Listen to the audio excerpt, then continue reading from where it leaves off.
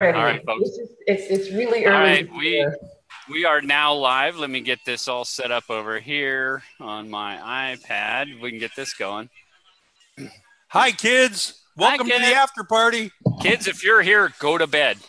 Yeah, kids. Yeah, under the age of 18 and sensitive individuals. Right. Okay. Hey, everybody. Sean Dotson here with The Flip Side, and welcome to the After Hours Party. This is the place where PC goes out the window. We don't have Mockerators.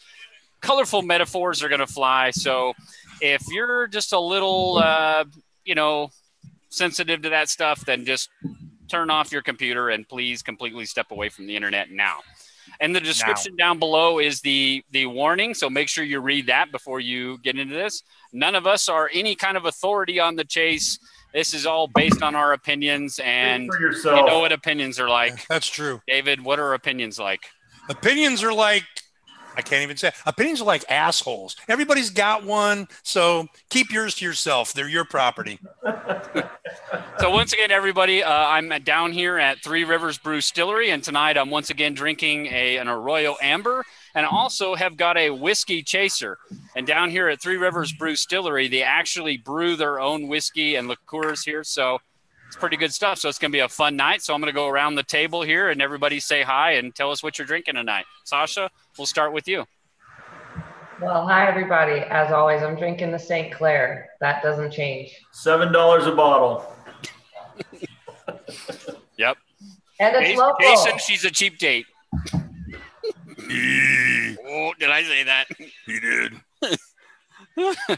David, what are you drinking tonight? Oh, let's see. I've got a little bit more tin cup in my cup. And you know what? This dude down at the store talked me out of some organic Mick Ultra. And he said, look, try the Bud Light Platinum. And you know what? The Bud Light Platinum, I'll do a plug. Bud Light Platinum, 6% alcohol. Not a bad beer. Yeah, it's good stuff. And to call, you drinking out of a big gulp tonight, or what are you drinking? Diet Coke as usual, Green Valley Grocery. I was going to say, that's your anniversary cup that your wife got you, ain't it? You got me more than that. So first of all, I'm just going to say hi to some of the people that are jumping in the chat room before my chat window completely goes crazy. Wait a minute. You didn't let Sasha say hello. Yeah, she did. I said hello. How much have you had to drink already? See, folks, this is what happens. You're not in here for the prelude party and when David has drinking a whole thing of tin cup before we even got into it. Did you say the prelude? Yeah, there's a prelude that's 15 minutes prior to where we get in here and we're already drinking. Prelude. So it looks like Shane McLaughlin is the front-running bastard today who made it into the channel first. So Shane McLaughlin, you get the honors tonight. You are the person. First nipple. And Dale Richards is like first. I'm like, no, Dale, you were second. You didn't make it in first. But Dale Richards is in the house. Journeyman, hey, what's going on? Anagram, right on. Good to see you in your Anagram. Ben Downing, how it's going, Ben Downing? And David Dow, what's going on, David? Robert Walker, Dave Erickson, Buddy Allen, what's going on, buddy? Sledneck, what's going on? Robert Walker. There's K-Pro, what's going on, Chris? Chris Jones, James Cruz, what's going on, James? Anam Fadi, totally not Mitzi. There's our crazy girl. Man in the barn, Brian, what's going on, man? We need to get you in this channel at some time, brother. I've been trying to reach out to you. You need to send me your email address again. I don't know what I did with it. 23 Monarcha, that's DeCall's buddy. That's right. You guys are going to be best friends by the end of this thing, I swear. I just want him to think clearly. That's all that's about. That's what we're all here for. We're all just a bunch of people talking together. H. Purd, what's going on? Steve Rimple, how are you doing? Ramblin' Pam, hey Pam, how are you? Mom! Are you still up in Canada, or have you come down south? Where are you at now? We haven't gotten an update from you. There's DeCall. Minotaur Marino. Minotaur has followed his string out of the labyrinth and is here. Thank goodness, brother. Did you bring the trust out with you? Come on. We need to get – I can't believe you have not been boots on the ground. You and Mike Cowling have been in this thing for that long, and neither of you guys have been boots on the ground yet. We got to get you guys out there, man. James Cruz. Sean Martinez, what's going on? Good evening from Clovis, New Mexico. Right on, brother. Right on. I didn't know you were there. Awesome. Anon, how are you? There's Sasha in there. I think I've caught everybody so far. Follow me down. What's going on? Jim White, how are you? Calazars, Mike is in the house. What's up, Moo? House.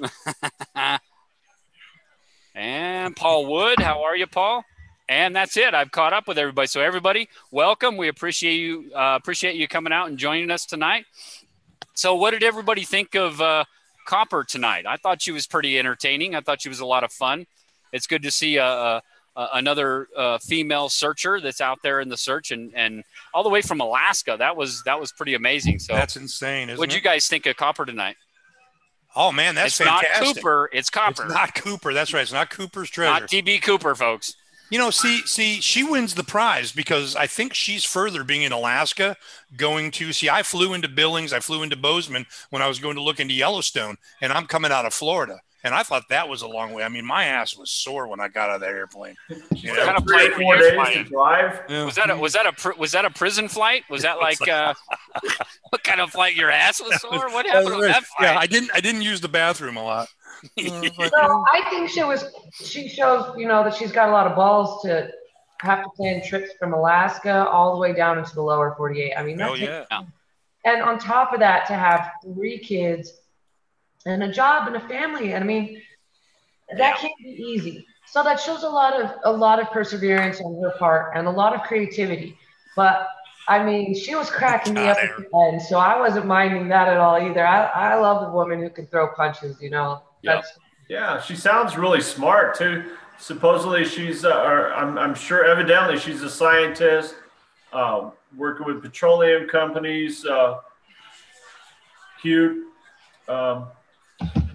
I think she came across as a nice, intelligent person. Golly, if cute has anything to do with finding this treasure, the 4 of us are in trouble. Well, I hate her avatar. Yeah, these 2 guys right down here, and me. I don't know. You got no for yourself. No, I hate her avatar though. I mean, I had no respect for her because of this little stick figure with blazing yellow hair. That's Trump hair. What are you talking about? Oh my God. Yeah. Oh God. All right, Cooper, or Cop. Now there I go. See, yeah, there you go. You guys got me saying it. Quit that. See? Copper, you got to change your avatar. Apparently, DeCall doesn't like it. You got to change it to a caveman. Yeah. Now we're talking. That's just like opinion. I love the fact that she turned around and said, like, when she was explaining, like, her husband came home one day because her husband is supportive, but he's not in the chase. But she came home one day and she's got all these maps laid out and everything. And her husband comes in there. And he's like, okay, where are you at in this? She's like, well, I'm somewhere between Watergate and the Cuban Missile Crisis. That was fucking hilarious. Like, I just was rolling. Like, I totally get that. Like, because my wife has come home and I'm, in the book, I'm in the poem, I'm doing all this crazy stuff. I got websites up everywhere. And my wife is like, oh, here we go. Like, what do you want today? Like, what's going on? Like, we all get that. Like, but Sasha's right. I mean, we don't get that many female perspective on the chase, and getting her perspective and understanding where her husband is in the chase, and being a mom of 3 and trying to run a family, trying to be a professional, as she is, and then trying to be a treasure hunter at the same time. Like my wife gives me all the time in the world to do this, but she's trying to raise the kids, and here I am running off trying to be a treasure hunter. So props to you, Copper. Like, I think you're doing a great job, and what fun. I mean, it was great to get your perspective on it. It was awesome. Yeah, that was awesome. See, I've had days like that where my wife has come home and I've been goofing off doing some shit and nothing's gotten done around the house on my day off. And she walks in, and this is a Spanish-Italian woman. She will just look you down, buddy. It's like, damn, she's worse than a black mom. Uh-oh. We lost Sasha for a minute. Now she's back. I was wondering why she was looking all dazed and confused, like we lost her. Like, if you go back and watch this video, she's all like, she's just stuck. I'm like, what's wrong with Sasha? Like, what's going on over there? She had to have a second to herself, man. Give her some privacy. That was hilarious. She didn't want to fart on the air. Yes, folks. Some whiskey to you. That's going to change your world for a minute, Sean. You're going to be talking all kinds of. I know. I'm going to get the forums are going to be talking shit about how much of an alcoholic I am. Apparently. There you go. That's all right. Yep. So, Sasha, what did you think of Copper? Or, God dang it, I keep doing it. Yeah, it is Copper. I'm so confused now. Smart folks, I've had one beer and now this whiskey. That is it. Can't tell you what's going to happen by the end of the night. But. Oh, I can. I'm a professional. Just think of copper as a Fenn quote, and you'll get it right every time, you know? As a Fenn quote? What does that come from? You got them all memorized, everything Fenn ever said. Oh, that's true. There you go. Yeah. I know. I'm a salesman. I'm supposed to remember names, and I can remember is Fenn quotes. I want to get back to what we were talking about before the three, you get too drunk to be making rational statements. So, yeah, that's a challenge. So, before everyone else came in, we started talking about what the finder would owe to the rest of the public and to Forrest Fenn if they find it. So I'll start off the conversation by saying this, and people can have whatever opinions they want, but there is no guarantee it hasn't been found. And my theory, if somebody was smart enough to find it, they were smart enough to keep their mouth shut and just go on with their lives and nobody would know the wiser. So when you enter into this as a searcher, there is no guarantee of a box of gold at the end of the rainbow. And let's get very clear about that. So I argue the finder owes y'all nothing. Not at all, not a bit. Finder has no obligation to inform any person. And here's another point on that. If you're searching in, let's say, Wyoming, for example, and I find the treasure in New Mexico, you had a 0% chance of ever finding it in the first place. So I don't see how it's my fault if you continue to look for it in a place it never was to begin with.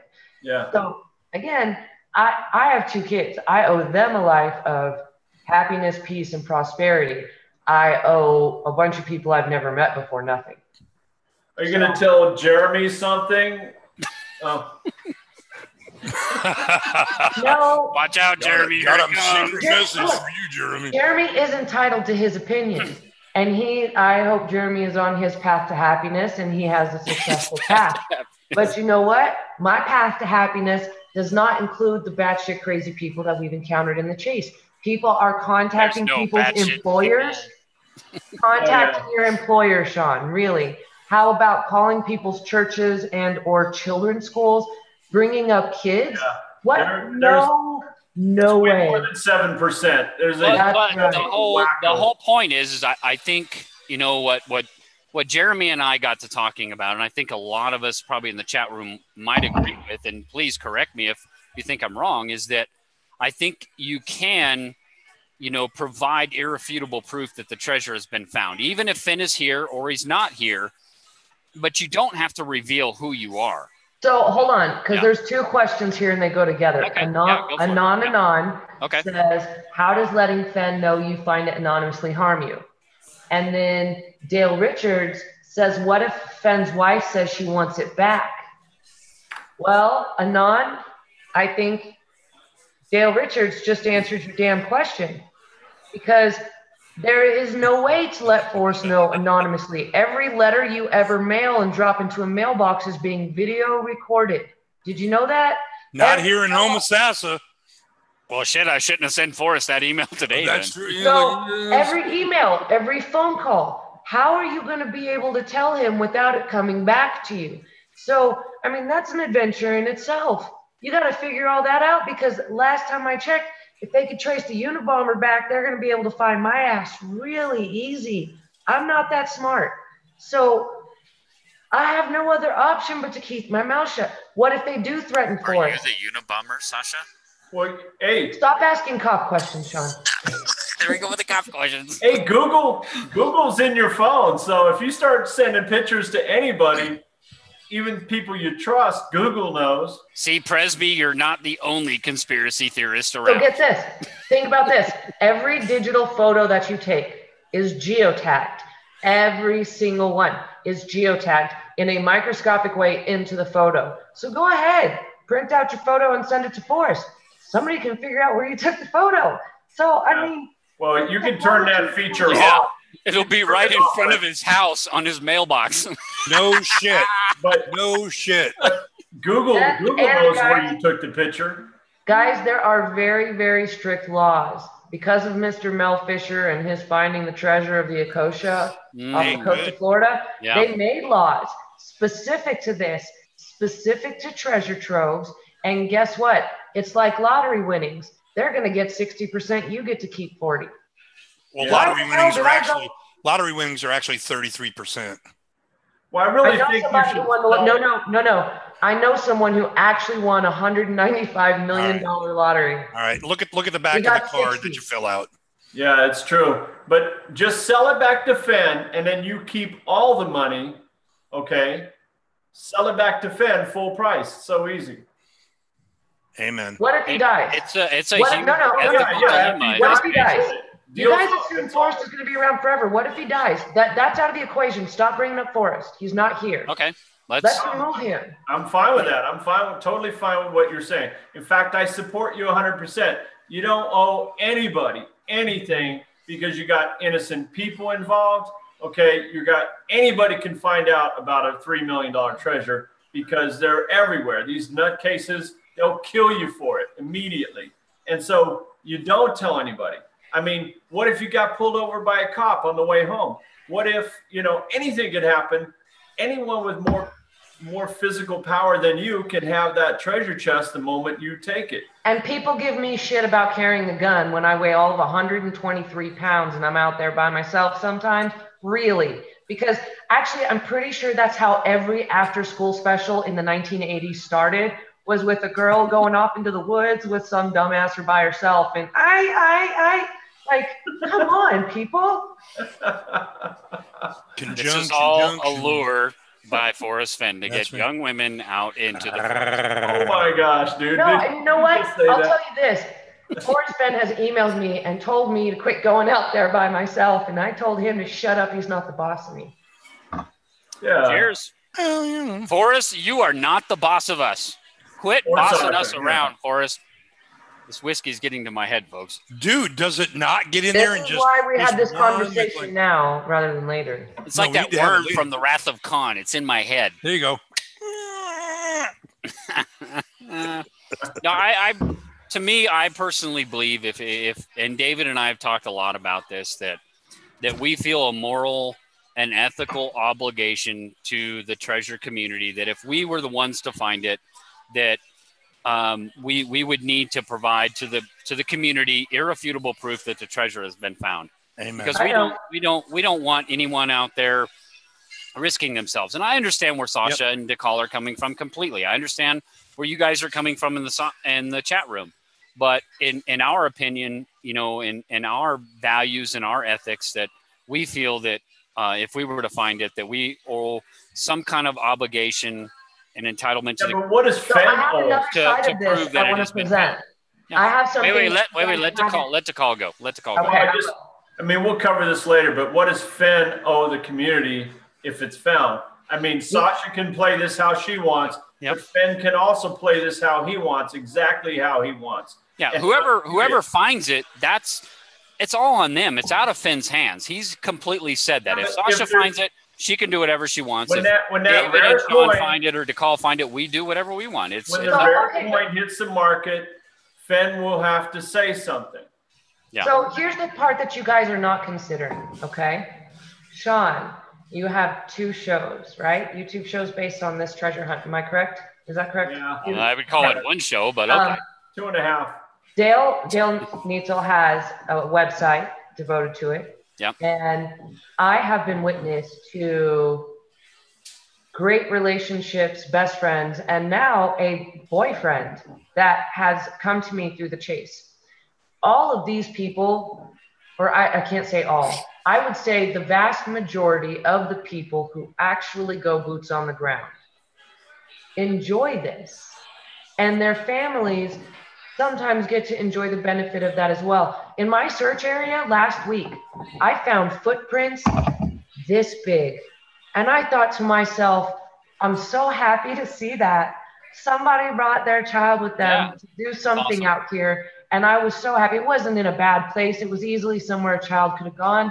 But I saw the size of the shoe and it made me happy. So by coming out and saying that this treasure has been found, you are doing 2 things. Number 1, you are denying every person who could ever hear about this treasure hunt the opportunity to dream about something bigger than them and to experience an adventure like one they've never had.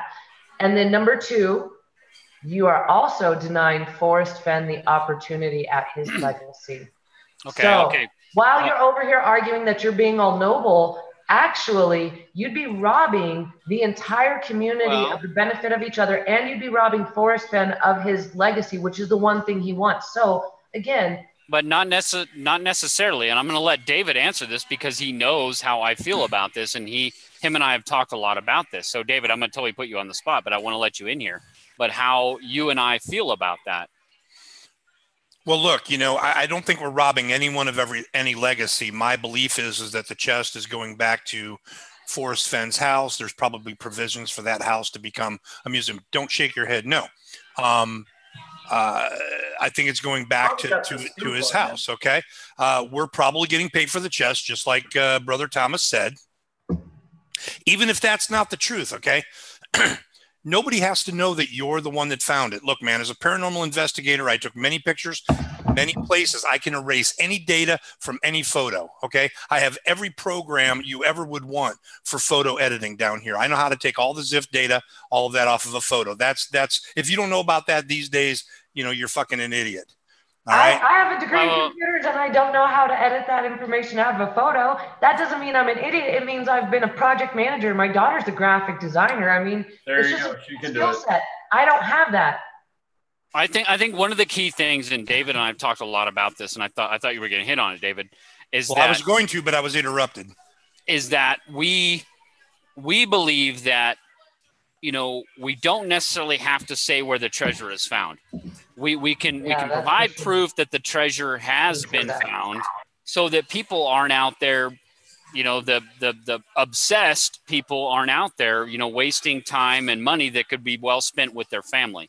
Now, those that still love the thrill of the chase, that are in this because they just want to solve this mystery, can still do it. So by not revealing the location or the correct solve, people that still, in the spirit of the thrill of the chase, can still go out there and look for it. I know that the number one answer that everybody is going to want to know, they don't give a shit about who found it, in my opinion. They don't care about what the correct solve was as much as where it was. Everybody's going to want to know. The number one question is, where was it? Where was it? So that they could say, yeah, I was 200 feet from it or whatever. So I don't think that, to me, the obligation is that we, as the finder, if we are the finders, owe to the community that it has been found, so that people aren't out there risking their lives, doing stupid things. Not saying everybody is, but they're not out there wasting their money, wasting their time that they could be spending on, more fruitful vacations with their family. But those people that still love the thrill of the chase, that still enjoy looking for this thing and trying to match wits with this man, can still do it. And I love what Sasha is saying, that she found these little boot prints of these kids out there. That's awesome. I love that. And I don't want to take that away. I agree with Sasha in that we don't want to take that away from people. That what to me and David, we feel that, we don't want to ruin that. We don't want to take that thrill of the chase away by revealing the complete solve or where exactly it was found. We can, tell everybody that, yeah, it's been found, to keep people from going out there and searching for it if it's not. But those that still love the thrill of chasing still go out there. I know I'm repeating myself, and I'm sorry, and I'll give up the mic here, so to speak. So and I'll never drink whiskey again. I know, and I'm long-winded, guys. I'm sorry. I repeat myself a lot. I know it. Cheers. If I'm not interrupting David, because you said you didn't finish, but Sasha, can I ask you, what do you think Fenn intends to do with the end of this whole chase, or with what do you think he's planning if it's found before he's gone?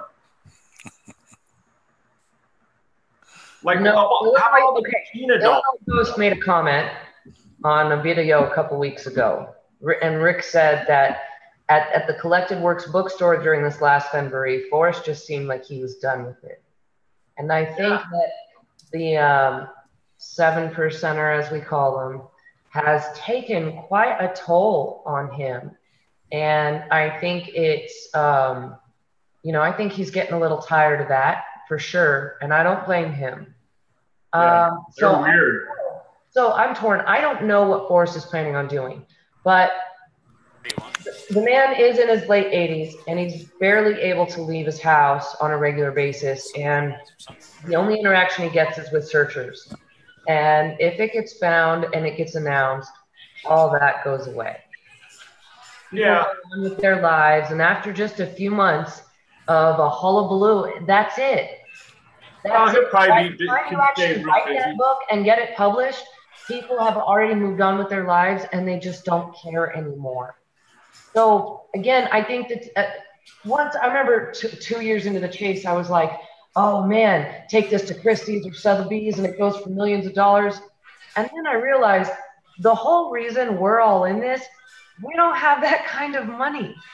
And people who do have no idea about this. So again, our expectations have become unrealistic as to what's going to happen with this treasure. And I'll finish with this and then I'm done. Forrest named the chest indulgence for a reason. If you look up the definition of indulgence, you'll see it's something you're supposed to have every once in a while, like a morsel of chocolate, not eat the whole box at once. So indulgence means it's not a get-rich-quick scheme. It's meant so that you could actually spend little bits of it at a time to buy those extra things in life for your family. It's not so you can sit on your ass and never have to work, because Forrest would definitely not want that to happen. So that's where I'll leave that. You think indulgence could also mean the Catholic term for forgiveness sort of thing? I think everything Forrest does has two meanings, first of all. So yes, I do. Atonement, absolutely. I believe it's that. But at the same time, it's not a get-rich-quick scheme, guys. Forrest did not take 15 years to design something so some jerk-off could figure it out in 5 minutes. That's why we're 8 years in and no one's figured it out. It's got to be hard. Sasha, he's got all these Kachina dolls. He's still got some pretty expensive artifacts. He's still got the peace pipe, a lot of unknown things in the vault, a lot of other coins, a lot of special things. He's got to have that taken care of somehow. Has he told you he's got a perfect plan for all that? So, DeKal, I only know this because I've been to his house on a few different occasions, and I'll tell you, every single item in Forrest's possession is numbered with the tiniest little sticker, the size smaller than a pea, and it has a number on it, and it's color-coded. And somewhere there's a corresponding list with every item and who it goes to. I will not repeat what he's told me, and I can promise you it's not in detail, but I wouldn't want to affect any of his family by repeating what he's told me. Oh, yeah, I don't want that either. However, I can tell you that Forrest, I'll take Willie. I'll take Willie and come over and hang out with me. 95% of what Forrest owns, he doesn't actually own. It has already been gifted to a particular individual or organization, and upon his death, it will be delivered. So first of all, I think it's horrible to ask someone questions about that. And so I don't think it's appropriate to ask Forrest what his plans are. But, you know, in a different setting, he did share some information. And I noticed, that's just from my own observation, that every item in front of the books, on his bookshelves, you'll see a little row of tiny colored stickers with a number written on them. Every item is numbered. And most of it will go to museums, guys. It's the treasure chest is, I'm not sure. That's the weird thing. And you know what? Someone else did point out something that is right. His wife could claim half ownership. New Mexico's a community property state, guys. If he didn't get her permission to give it away, she could argue that. I'm not saying she'd win, but you'd have to pay to fight it. So that is a huge risk as well, if assuming both of them are alive when it's found. Well, that's why I want to give it back to Fenn and the problem solved. But that problem solved, but to each his own.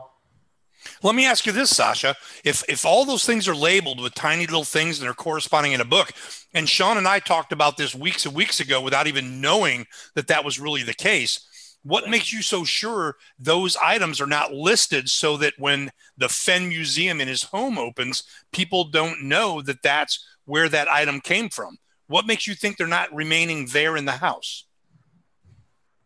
Could be. Yeah. It color code. No. Well, a couple things. You know, for example, I'll just give you one example. there's a lot of legalities having to do with a lot of the stuff that Forrest owns, and he's owned it so long those legalities didn't exist. A perfect example of that are the headdresses on his wall.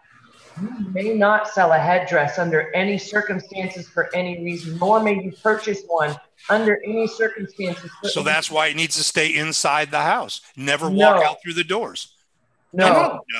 So there's only 2 ways you can go about this.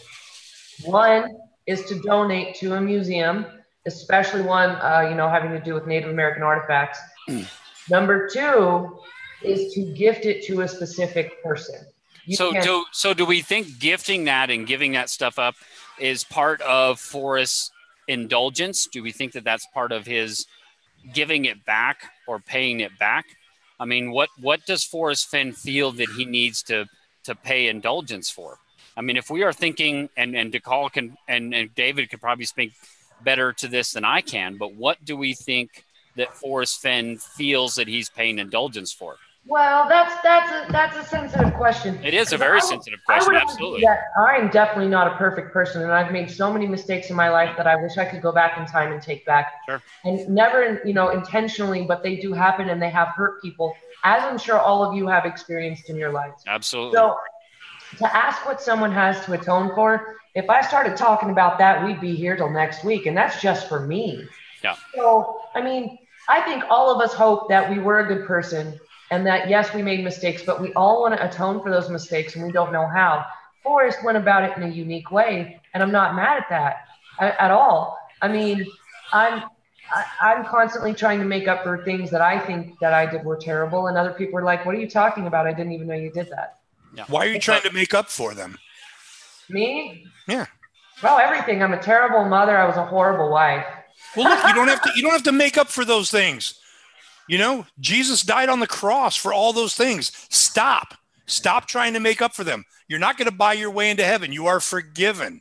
Those things are over. You are forgiven. We're meant to make mistakes here. We do. So. Amen. But what does he feel guilty for? And David or DeCall, I know you've gone into depth on this and you think about this, but there's a reason why he named it indulgence. Yeah, I mean, I definitely believe in the Catholic interpretation of indulgence, sort of a payment in forgiveness of sins or something similar to that. Fenn has expressed guilt about multiple things, not just one thing, not just 2 things, various things.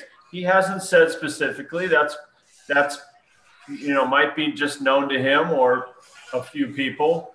And really, does it matter what? I mean, normally when you feel guilt, it's something big enough that you can't talk about it. So it's usually a bigger thing, something. I agree. Yeah. I mean, think about, there's no reason to be guilty about not going to church on Sunday. We're talking some bigger things. So what are those bigger things? My imagination goes crazy. I mean, his middle name means murder. He's been accused of being the Omega Man counterfeiter. I don't really care. So what is that? What is that? Let's go back to the book now here. And of course I'm the poem purist, but I know nobody else here is, but what in the book, makes us believe that Forrest Fenn feels guilty for something? What in that whole chapters over entirety of the book that makes him feel guilty? I got you. Okay. And that's absolutely having to do with Vietnam. And that is 100%. I mean, if that was the era and that was the time and that's what men had to do. And, we all respect Forrest for the time he served in service to this country. Sure. But to be him, to know and see, I mean, I couldn't even begin to imagine. Yeah. So I can't also not begin to imagine the effect it would have on him. However, I think we are going down a bit of a dark rabbit hole, and I'm pretty sure because we only have 20 minutes left, we should probably get a couple other conversations. We know this show never goes 20 minutes? What? Come on! We have no rules here. We don't know when it's going to go. You're right. I think 9 o'clock. It'll be 9:30. Wait a minute. I know how this rodeo works. David, now, what do you got? Wait. Well, Sasha and I were going to swap UFO stories like 2 damn weeks ago, but that somebody sounds got personal.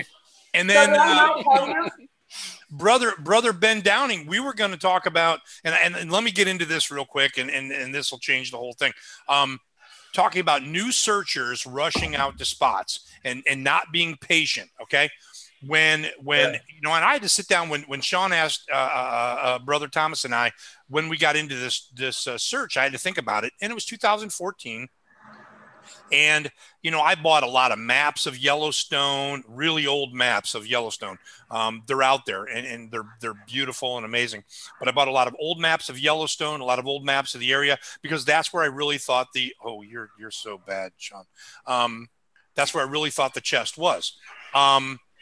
So I did a lot of research, and then 2015 was my first boots on the ground in Yellowstone. That first one was $5,000 because I took myself, my wife, and my youngest son. Yeah, that's what I said, $5,000. Right? So we went out there and we did the search. And when I got back home after that, and there's nothing like that plane ride home from, that time we flew out of Billings. We drove from Yellowstone back to Billings because I didn't know any damn better.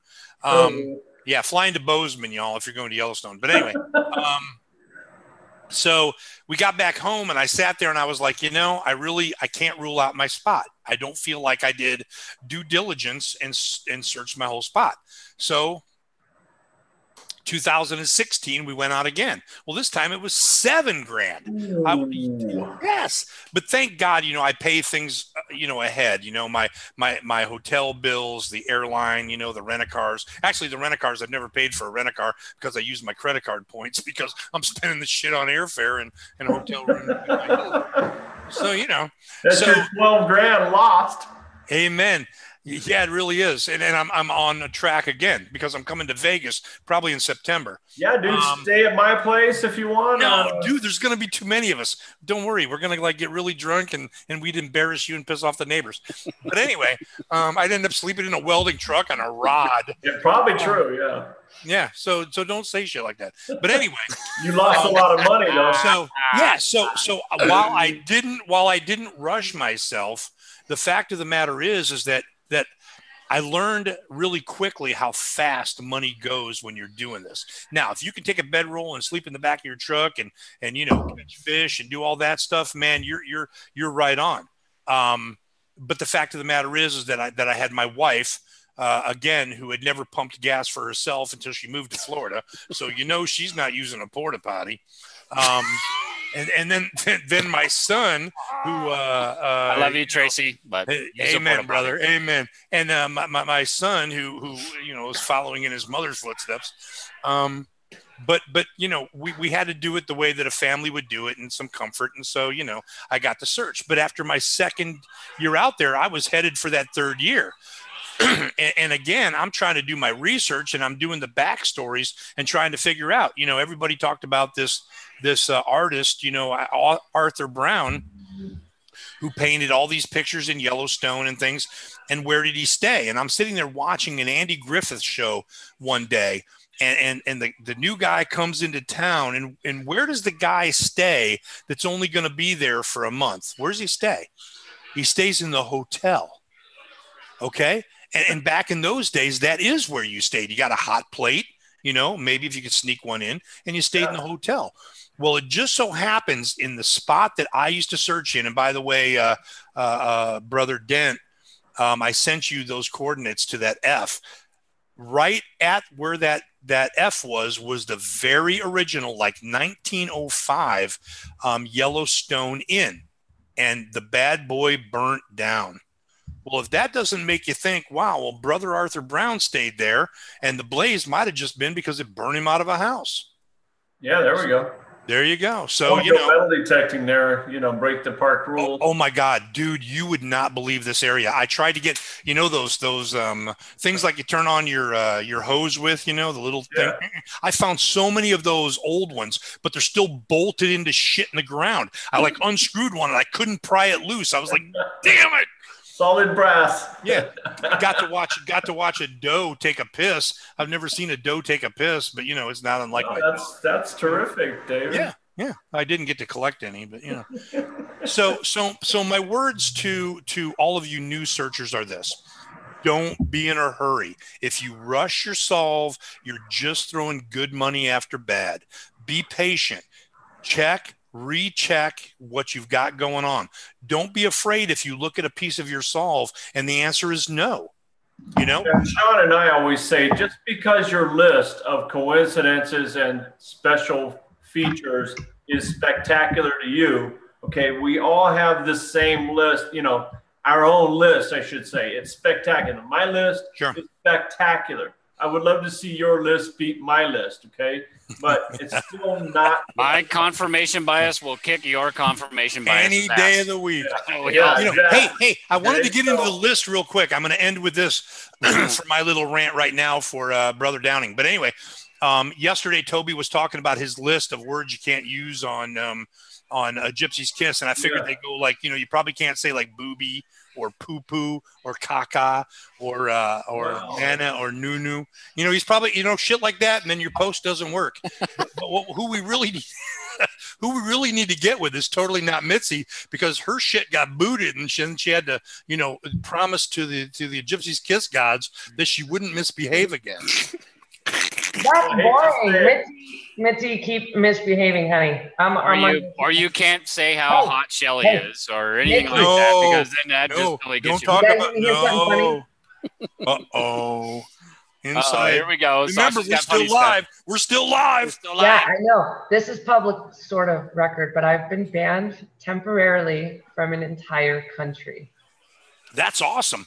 The United States of America. I have it in writing. I totally have it in writing, because nobody's going to buy that bullshit unless you know. Yeah, no. My friend got banned from Italy. He said, fuck Mussolini, and they fucking put him in jail, and then they escorted him to the plane and flew him out. So are you trying to say that a Gypsy's Kiss is an entire country? Yes, it is. Mitzi has been banned from a Gypsy's Kiss land. No. From Mexico. No. How many syllables? Syllables? How many syllables in country?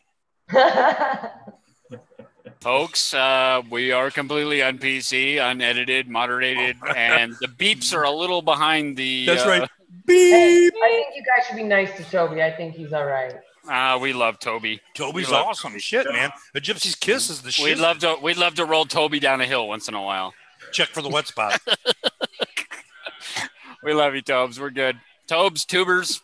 What do we call Toby now? What's his nickname? I think Toby thinks I'd run his show if I ever came on there. We would all hell no. Oh, my God. You know what, guys? I can promise you having the spotlight is not all it's made out to be. Do you have any idea how much shade I took when we were looking for Randy? Everyone claiming I just wanted to be near Forrest. Oh, my God. Shit. Like the year before that. So, I mean, it sucks to be in the spotlight, or especially around these people. Let me tell you what. Let me have anybody seen any questions? That we've been totally ignoring the chat room. Yeah, well, Dale Richards pretty good at ignoring us, but Dale Richards said that Sasha, we have a new rule. Sasha has to have at least 3 drinks before we start the show. Well, what are we going to do? Like cut her drinks in like a third before we start the show? Dude, I had almost 2/3 of a bottle before we started the show. We went over this. I start way before we start this show. I don't have kids on Wednesday night. My son goes to his dad's house. That's awesome. Bottle of wine, baby. Well, I've got one here from Chris Jones. And Chris Jones says, to the flip side, if a searcher wanted to be anonymous but announce what do you guys think a searcher could do to prevent people from claiming hoax or Fenn retrieved it? I think that, and we've talked about this before, I think it was on a Gypsy's Kiss when I was on that panel with some others, that I think that there's things inside that treasure chest that Forrest Fenn has never provided pictures of. And I think if you were to provide that picture of that item, that would be irrefutable proof to Forrest that in fact that you are the finder. But that's not what they're asking, and I get what they're asking. Forrest comes out and says the treasure has been found, but the finder wants to remain anonymous. Right. What's keeping the entire world from saying it's a hoax and Forrest never hid a treasure? Well, okay, I'll answer that. You don't provide Forrest with the proof. You provide the proof to the media. And then Forrest, the media, if they are doing their due diligence, and we know they don't always do their due diligence, but then a good journalist will then go to Forrest and go, Forrest, this is what we received. Is this irrefutable proof. And Forrest would have to say, yeah, that is because that item how I've did the never reporter shown. get the information? From the finder. Right, but who's to say that the finder has to go to Forrest? Who's to say the finder can't go to the media? You're thinking that everybody has to go to Forrest. You don't necessarily have to go. But you're forgetting a very big principle. Okay, well, tell me what that is. 2 people can keep a secret if one of them is dead. Yeah. So you just told someone. Yeah, but the secret is out. The complete secret is out. Who cares? It's not a secret anymore. The treasure is found. It's not a secret anymore. Who gives a rat's ass? Do it. Modus operandi. Photos. You can safely do it with photos. Put the bracelet and some other unique item on the Santa Fe Tribune or whatever the hell it is on today's date, and that's it. Yeah, everybody thinks that the proof is, or the proof has to be sent to Forrest, because then everybody could say, well, Forrest just told somebody where it was. Well, that's a completely different story. That's a complete, it's the same. It's the same story. It goes to the media and it's over. Yeah. Or there's instructions in the box. And that's my thing. If Forrest thought of everything, you're telling me that that's the one thing that he omitted at almost 80 years old when he put the chest out there? Bullshit. I never said he omitted it. But I'm just saying. Again, you come forward as the finder of the chest, and that'll make don't come forward. You keep. No. I'm not saying as the finder, like with your identity. I'm saying you come forward saying the chest is found. Forrest's legacy just died. That's it. Game over. Forrest is already dead. It doesn't. Yeah, it dies if you tell them where it was found. It dies if you tell them where it was found, because that's what everybody wants to know. If you tell everybody, here's the complete solve, here is where it's found, I don't think his legacy dies, but the mystery dies. The mystery of where it was, the mystery of what the correct solve was, yes, then is like, everybody's like, okay, I got what I wanted. I got my answer, and I'm going to go off to my comfortable bubble and do something completely different. If you leave the mystery alive, if you provide irrefutable proof that it has been found, that nobody can deny it, whether he is with us or is not with us, then, and you don't tell it where it is found, the mystery still goes on. His legacy still goes on. And whether it's found, whether you provide the actual location, I think his legacy is still solid, because it was a treasure hunt, the great American treasure hunt that people still went. But I don't think you have to tell them where it was. The community, like you say, Sasha, is not obligated to know where it was. They're not obligated to the correct solve. What I believe, and David and I believe, and I go back and forth about this. Yeah. And, it all comes down to my kids. When I think about it, that's the plain and simple. Keep them safe. Absolutely. That's right. And if nobody knows it's found, nobody could even look at me as a finder. So then my kids would be just fine. Sasha, if you find it, that is absolutely your decision, and nobody can deny that, and nobody should be able to disrespect you for it. We just feel, David and I, and I would imagine that several people probably would agree with us that if we find it, that we owe an obligation to the community that it has been found. Doesn't mean that I owe you anything more than that. All I can do is recommend this, and I won't touch on it anymore. Google lottery winners. Oh yeah, they're a fucking mess. Absolutely. Yes, they are. But read some of the firsthand accounts. What happens when you have a financial windfall? And let me explain some things. I don't have. You think I have to tell my family? No. I don't have to tell my family. No. I don't have to tell my family at all. So I spent a couple years trying to find out who my real father was, and I DNA tested 5 different men. And during that process, as each man failed the test, I would get a list of 3, 4, 5 more names that I could try. And so I gave up on that search a long time ago. I realized that's just not going to go anywhere, and that's only taking me down a rabbit hole I don't think I want to go down anymore. Now, imagine if I came out as the finder of the chest, how many men would come forward and claim to be my father? The one thing I want that a chest could not bring me is to know who my real father is. And of course, I would have to investigate every single one of those claims. I'd go broke just from that. Each one of us is completely different. Sasha, I'm going to hand the mic over to DeCall. I got to go to the little boys' room real quick. And you guys. Sasha, I'm an adoptee. I used to help adoptees find their birth parents. I used to help parents who put their children up for adoption find their kids, okay? I spent tens of thousands of dollars in that in that pursuit. Okay. I found my birth mother. What a fucking train wreck she was. Okay. What a fucking train wreck. She's dead now. She's 54 years old. She died of her 4th heart attack. Okay. Thank God I found her. My brother found his real dad, and he found a man with a nice family. So there is the opposite of that as well. Look, I understand that because I had to help other people. But I'm telling you, she died at 54 of her 4th heart attack. I'm 57 years old. I've had 2 heart attacks. I have asthma, COPD. I got 3 stents in my damn heart. All right. I understand what it's like to try and look for those people. I get it. But at some point, you know what you got to do? You got to go like, you know what? It's okay. It's okay. Yeah. You are who you are no matter. Yeah, I let go of that a long time ago. But the point is, that's still not going to change the fact that somebody's going to try that angle. And every relative I never knew I ever had is going to show up on my door with some sob story about how they hit hard times. Nah, you don't fucking let them know. Yeah, but I think, Sasha, you're right. You're going to have, you don't need to deal with it, okay? But Fenn is going to have his own problems. People are going to be showing up at his house, even if he's gone.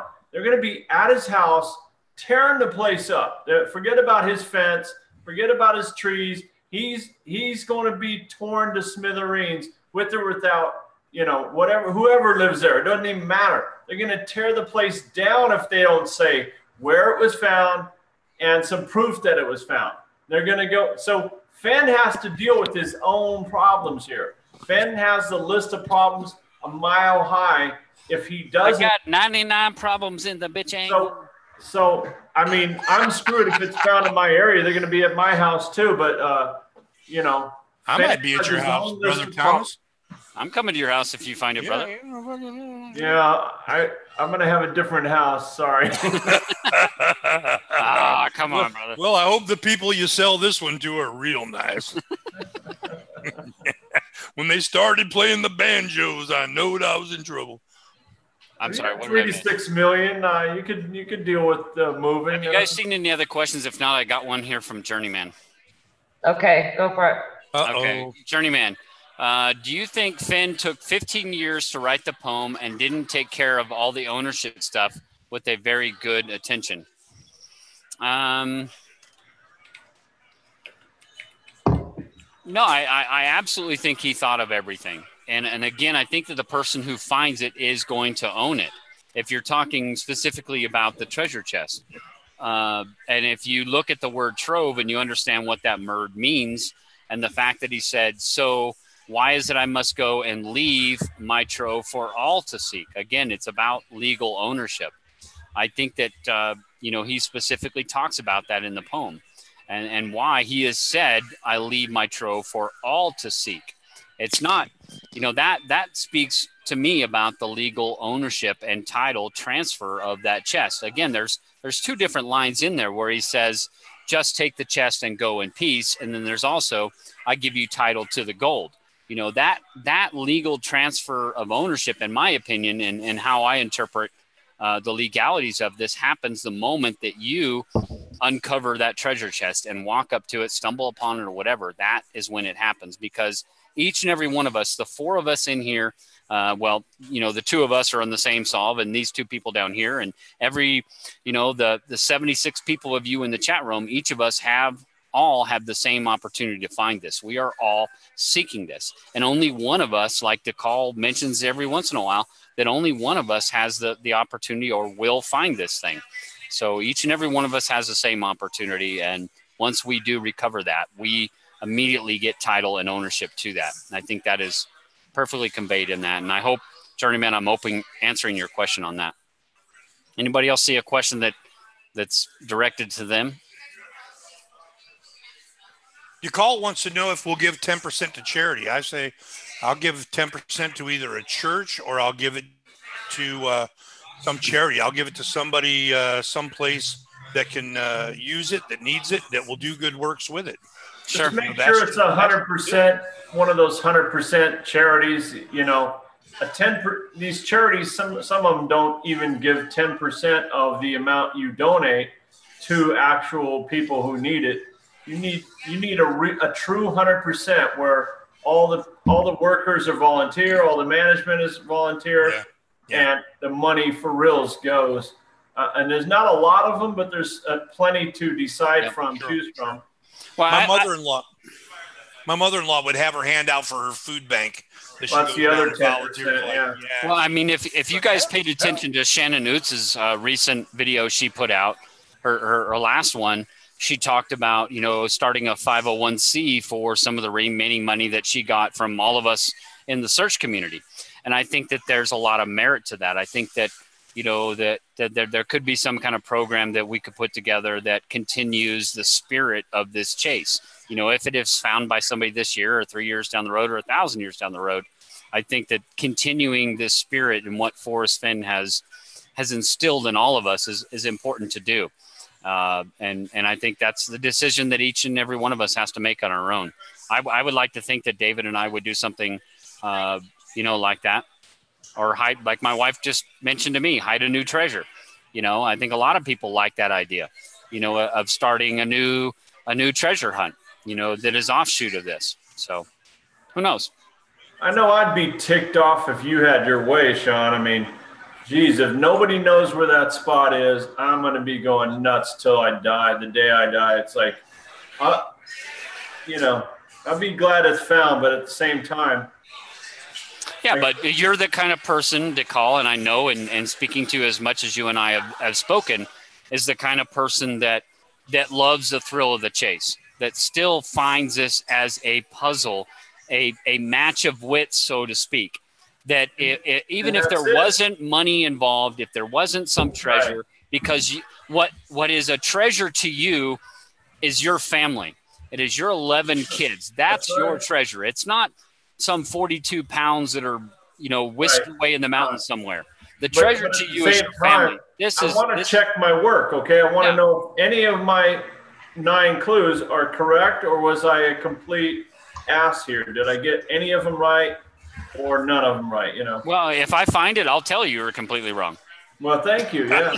I can't wait till you find it. No matter if you're right or not. I hope if you find it, you tell me I'm completely wrong. If one of you out there finds it, but you can't tell me now. You cannot tell me right now that I'm wrong. Nobody can tell me right now that I'm wrong. I can't tell you you're wrong. I can't tell you you're wrong. All getting nut busted. Nut busted. He's pounding on her neck, folks.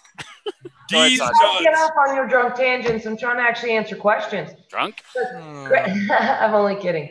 Chris Jones asked, and you'll appreciate this one, Sean. He says,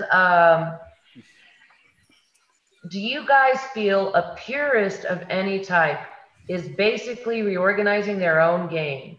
Fenn gave you all the tools. Why eliminate extra info? And I'll give my piece and then I'll shut up. Chris, I actually believe that the book will not help you figure out any of the clues. What I do believe is that if you read the book enough times, you can confirm your clues based on the books. And it's not like, this thing was in here once and it connects by 3 degrees of separation.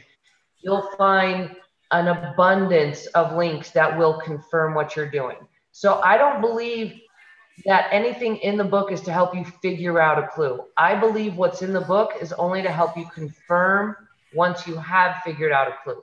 But again, that's my personal opinion. But I know, Sean, you're a poem purist, sort of, in your own definition. So I think you should actually comment on that. How do you feel about the extra content in not just one, but we now have 3 books? What do you feel the usefulness of that content is?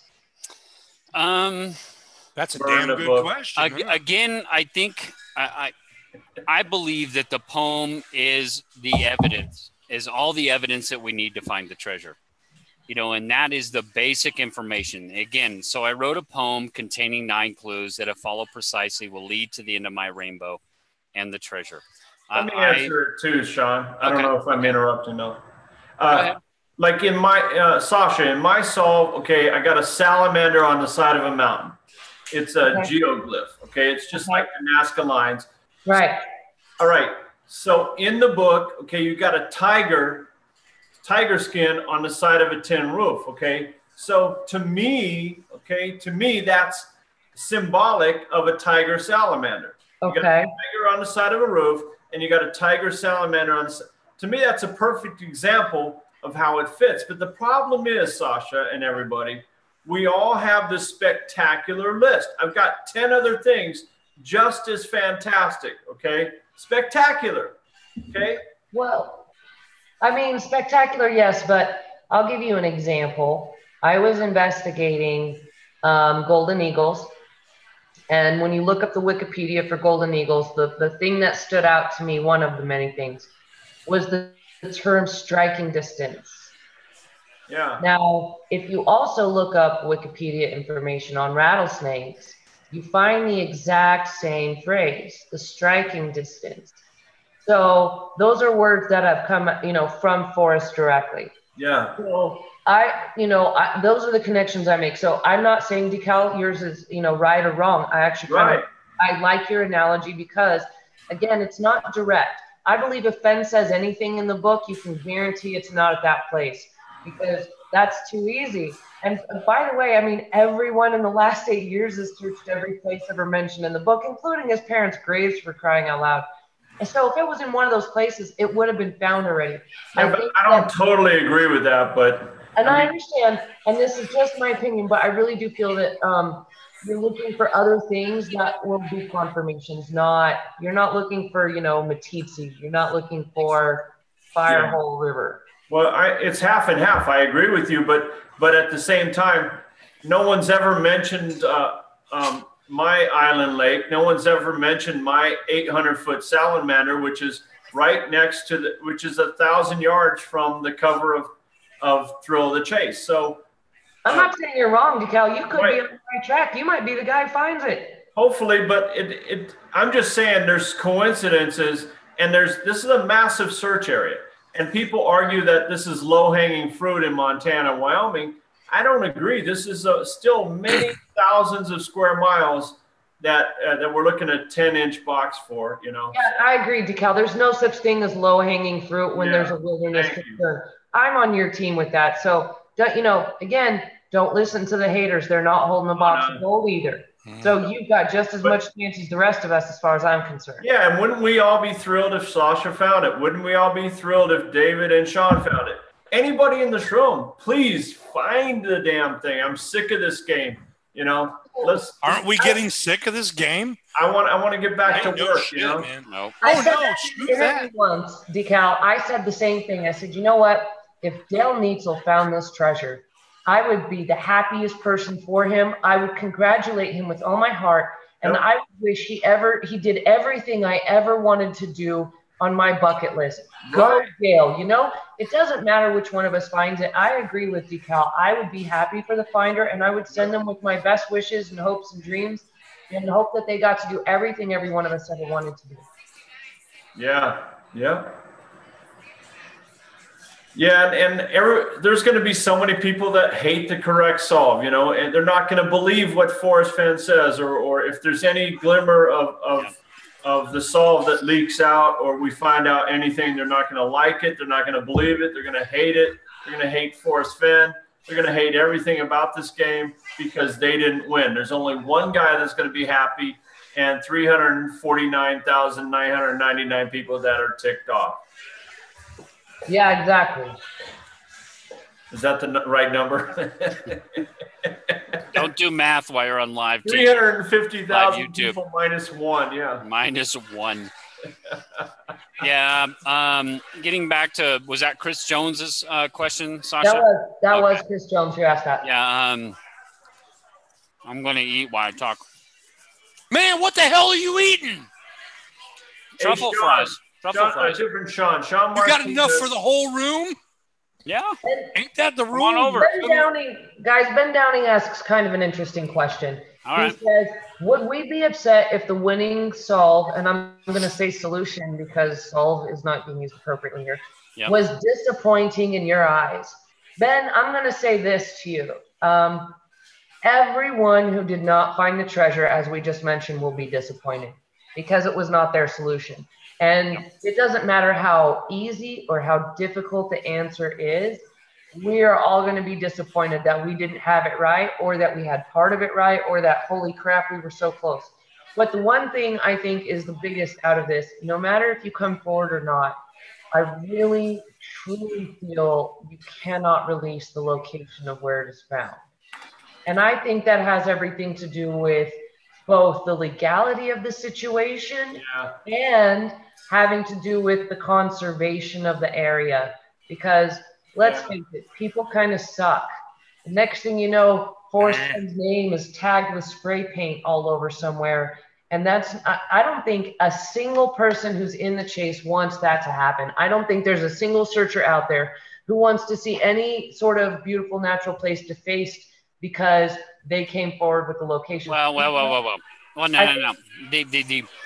The whole point is that everybody thinks that this location, wherever the treasure chest is some magical place. It's unicorns and kittens are romping next to a waterfall. It is. Okay. I love unicorns. I think that we are falling for the trap that Forrest Fenn fell for in The Experienced Skinner. We are all falling for the consummate salesman in Forrest that this place where the treasure chest is some magical, wonderful place where unicorns and kittens romp next to a waterfall. It better be don't believe that. That's where the hell I'm looking. It is only us that infer that. It is only us, as subjective human beings that infer that this has to be some beautiful, magical place. I don't necessarily agree with that. And again, why Forrest Fenn has removed out of his autobiography of why this place is special. It is only special to him. Now, we think that a special place is someplace like, Yellowstone or Yosemite or some other magical place that we have set aside for our kids for 1,000 years from now. This place is only special to Forrest Fenn for reasons that we cannot yet fathom, and he will not divulge because he took it out of his place. Out of his autobiography. We're never going to know why. I mean, whether that we have a pattern. We have a pattern from Fenn. We got the beautiful Yellowstone in his books. We've got a lot of, he said if you're looking in the desert, you're in the wrong place. Forest, trees. I think there's a trend here towards a beautiful, decent looking place. We spectacular. We don't know. We think. That's just it. We don't. Oh, he's described the place. I want to ask you guys. He's described the place. Go ahead, Sasha. Okay, and this is going to be different, Decal, I'm sure, versus Sean. And David, you may even have a different answer versus Sean on this. You may, yep. But I want to know in your opinion, how does Captain Kidd play into the chase, if at all? It could be I don't know. I don't have a different opinion. Me and Sean both have interesting ideas on that. Okay, well, I'd love to hear them. I would love to hear them. I'm just curious because it is the one thing that Forrest mentions in the book. It is a famous book, Treasure Island, about treasure hunts.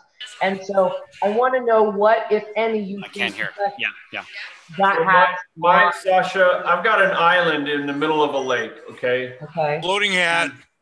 I do have a floating hat, but as far as Captain Kidd, I've got the island. I've got the treasure island. So I'm pretty sure there's some other parallel ideas. Even though I've paid close attention to that quote, other than the island, I can't think of the other things that match up, but there probably was. There probably some other parallels. David? Sean has more interest in it than I do.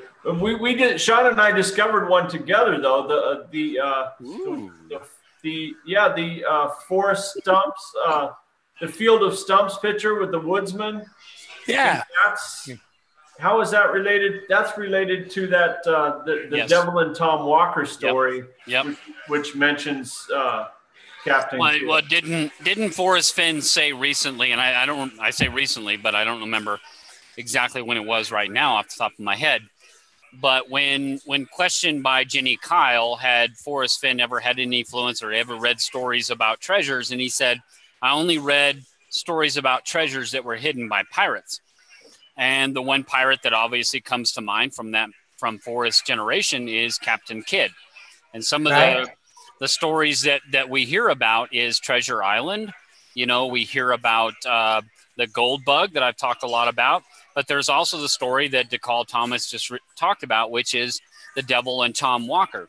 And in that story, it is centered around, a gentleman by the name of Tom Walker who goes out into a marsh and meets Old Scratch. And Old Scratch is the embodiment of a woodcutter out in a forest that has chopped down a bunch of trees. And he tells Tom Walker about, I will give you Captain Kidd's treasure if you basically sell your soul to me. So there's some semblance to that why does Forrest Fenn talk about Captain Kidd after, immediately after the poem? So he says, there are also other subtle clues sprinkled in the stories. It was vital that no one share my knowledge of the treasure's location. Two can keep a secret if one of them is dead. I dreamt the other night I've been reincarnated as Captain Kidd and went and returned to Gardener's Island looking for the treasure. It scared me so badly that I was jarred awake and don't recall whether I found the treasure or not. So he's referring back to Captain Kidd and, two can keep a secret if one of them is dead, which automatically, reminds me of, the Gold Bug, in which at the very end of the story, Legrand, the protractor, talks to the narrator and says, what are we to make of the bones in the hole? And Legrand reminds of, if, Captain Kidd, then finished with burying his treasure, had to remove all of those witnesses to hiding the treasure. So, that talks about two can keep a secret if one of them is dead. And also that, and this is going to that matches. Get ahead of where we want to go this week. But that epilogue, illustration at the very end of the book, you have a woodcutter, a lumberjack or whatever, standing next to a bunch of cut down trees, which is very, symbolic to that story, The Devil and Tom Walker. And I don't want to get ahead of ourselves, but this is something we've been talking about for about 10 days now between David DeCall and I about doing a video, a live video about talking about the illustrations found within The Thrill of the Chase. And I think that's going to be a great video. It's going to, quench the thirst of those that want to talk about imagination and The Thrill of the Chase and the illustrations. Sasha, I'm thirsty, brother. Thirsty. I'm thirsty. What do you have, Sasha? What? There it is. Me? There it is. For Captain Kidd. Okay. In my particular area, there's a rock formation that I refer to as the pirate ship, just because it looks like the ship fault. Nice. So, Bill Gorman. I read the synopsis of the story of Treasure Island. I have not read the book, but this is very recent for me as well. And in the story, there's a young man named Jim Hawkins who maroons the ship on an island. And does anyone remember the name of the ship in Treasure Island? No, it's. I'll tell you. It's fine. I'll tell you, because this actually goes back to Minotaur Moreno asking about whether or not I found a hint in this is the hint. The name of Captain Kidd's ship is the Española. Oh, yeah. Yes, and Forrest Fenn actually mentions the name Española on 2 other occasions that I'm aware of. So now what that connection is, that's another day. Can I give you another connection to Treasure Island? Do what? Who autographed the treasure map on Treasure Island? What was the initials? What were the initials? JF. JF. Where does that come from, folks? So, and again, the last thing I'm going map. to point out on this, and this is going to lead into my next question for you guys. In the story of Treasure Island, how was the treasure hidden? It is hidden. Wasn't it buried? There was a skeleton that was laid out that pointed the direction of where it was. How was the treasure hidden, guys? Come on. It was in a cave. It was in a cave. It was buried in 3 separate caches. Come on, I said buried. So, this leads me to my next question, which you are only allowed 1-word response. That's it. Your only choices are buried or not buried. Sean. Not buried. David. Hell no, not buried. Decal. Concealed, but yeah, could fit the definition of buried. Okay. Buried. I'll accept that, Decal. I'll accept that. And as my answer, right now, I'm going to go with buried. Yeah, nice. Yeah, but how deep? Not more than Hey, no. I told you the rules. You only got a one-word response, and we already broke the rules, DeCal. I'm a rule breaker. Oh my God. I'm going to call somebody that cares. It's almost 9:30. Want to phone a friend. I have to be up early. Don't worry. Yeah. You'll be all right. No, I have a job. No, I'm saying. Yeah, who the fuck does got a job? What the hell are you talking about? I got a job. I know you all got jobs. We're a bunch of unemployed fucking Texans with 12 fucking kids. What the hell are you talking about? Closest one to that is fucking brother Thomas with 11. Have one 11, more, damn it. I got the pickup truck. Oh, it's been a fun night. I got a job though. Sorry. So are we ready to wrap this up? Are you guys? I know Sasha's got a job. She wants to go to bed, and I want to hear if she thinks more than 10 inches deep. But what? Weird, just real treasure talk. I'm going to decline to answer that question. But I say it a lot of times, Sasha. I think it's the woman in the kiva under the floor. Okay, so that's buried. Technically, that's buried. That's under the floor. That's sepultured. That's entombed. On DeCal's point, Mindy actually did a long 2 posts about all these things she found in the Thrill and then Sam Lazaro. And one thing that really stood out to me was the story she pointed out about Forrest putting his can of soda on a piece of rock and it sounding hollow. And his female companion who was there with him said, "Why don't you just lift it up for fun?" And they end up finding a whole bunch of stuff stashed in there. Yeah. So that I think, I mean, I couldn't let that go once I read that as a possibility of how it's hidden. And I think that's such a simple method. It's almost like ridiculous. Well, I think he's showing us in the book. Why would he go to all that trouble to show us that? Just for the hell of it? I mean, It's a square pottery, which doesn't really exist. I've never seen any square. I've never seen any square pottery. I think it's very symbolic of the treasure. So. I really think that if you as a searcher are very confident in your solve and you think that you are in the right area, that you shouldn't discount anything. Right, I agree. We've all been out there except Mike Cowling and Minotaur Marino. We've all been out there. We've been out there searching, and we've been out there. Sasha, get in there. Tell them what you think. Tell them what you think. Like Sasha's boyfriend says, we want to flip over every log. We want to flip over every rock. We all know what that's like. We get out there, and it's overwhelming. We're like, holy shit, I got to flip over every rock to try and find this thing. And it is. And granted, I've been over there. I've said many times in my search area and David and I's search area, and it's like can be overwhelming. You feel like you just have to turn over every rock. You have to kick over every pine needle and to try and find this thing. And it is very overwhelming because I don't, and a lot of people will flame me for saying this, but I don't think that it gets you the very precise, exact spot. I think it gets you into a very close general area that you're going to have to find. I disagree. Close general area you could get you within 12 feet of it. You know what? I want to spend the whole next week talking about anagram. Next week. No, guess what's happening next week? What's happening next week? We don't have a damn show next week. Yeah, you're not going to be here. Better tell us. Rat bastard, what the fuck? I am going on vacation with the family. You are absolutely right. I will be away from the forums. I will be away from YouTube. My people God. Will like that, but my God. We got this. You're going to come back. There's going to be no fucking YouTube. No. Hold on. The whole world's going to go down. You need to give me access so we can do this show next week. Oh, hell no. I'm not giving you access. You're a crazy girl. He's like, no. I may hand over control to Jason, but I don't know if I'll hand over control. He can look, dude. He's a very effective boss of me, which is very difficult to be. So I got to say, Jason can keep me in line. You can give him permission, and he'll do the I don't know.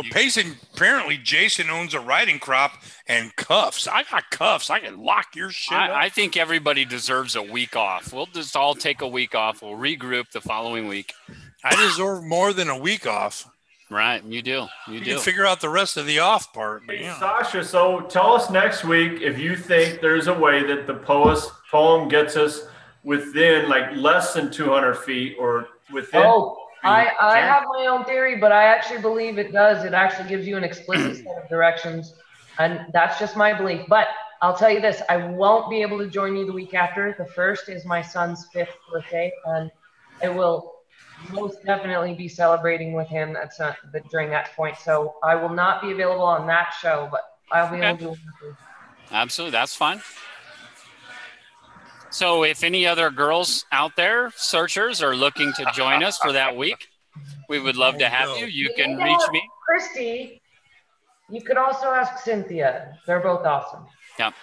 No, I'd love to give, I'm all for bringing, searchers that are not well known or have been on the YouTube channels or have a blog or anything like that want to come on.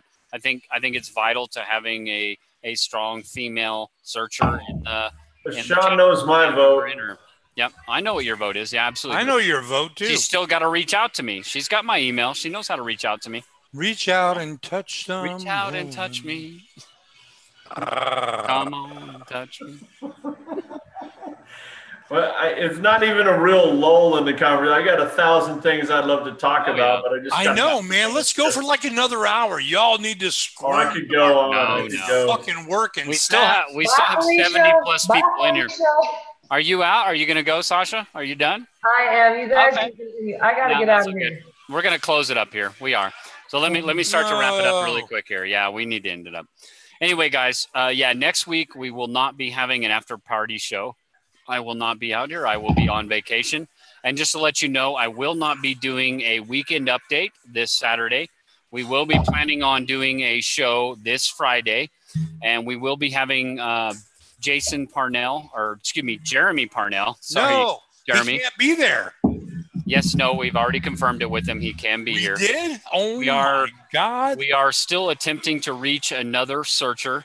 DeCall is working on that right now to try and bring that person in. I think that person is vital to bring into the conversation. Vital. But, we are planning a Friday 7 p.m. show about the illustration. Is that your time? It is Mountain Standard Time, 7 p.m. Mountain Standard Time. We will be doing a special event that will be centered around discussing the illustrations found within the Thrill of the Chase. Yep. And I'm going to draw some of my own pictures. Oh, but it'll be very interesting, folks, because David is not a very good artist. I'm not. Stick figures. Not very good with the crayons. Like I got some. But we did ask Forrest Fenn a very specific question about the illustrations in the Thrill of the Chase, and he did respond to us and gave us permission to post that response here on the channel. And he did ask for your comments, and he wants to hear people's response to his question. So this is a very interesting question. It is something that has been discussed a lot in the chase community. We will be giving some hat tips to those individuals that have discussed a lot about the illustrations in the Thrill of the Chase. And I think it'll be a very interesting conversation. I think it's something you definitely want to check out. And we've got some good insight and some good questions. And I think, responding to Forrest and giving him some input on something that I think is a big deal. I think you're going to want to know about this. So, David, all right, I'm out of beer and whiskey. Sasha, we're going to wrap this up. You guys got anything to say? I do. I'm out of beer and whiskey, so we can just shut this bitch down now. I'm good. I'll see you all Friday. The call? FennTreasure.com, Facebook.com/DeCall. I'm easy to find. You call Thomas on YouTube. What the hell, YouTube? He gets all fucked up on Diet Coke. I don't get it, man. It's got to be that. I don't even know. It's like, hey, fucking, Sasha, what do you got? What? Wow.